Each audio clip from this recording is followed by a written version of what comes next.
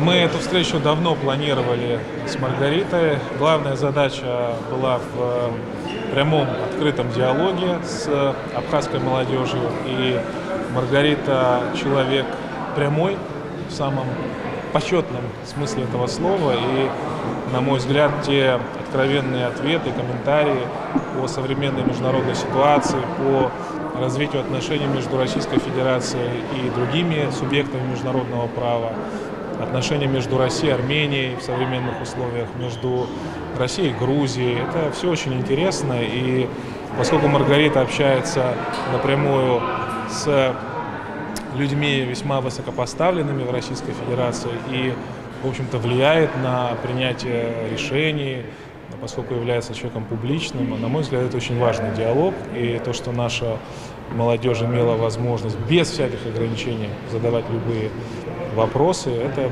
представляет особый интерес.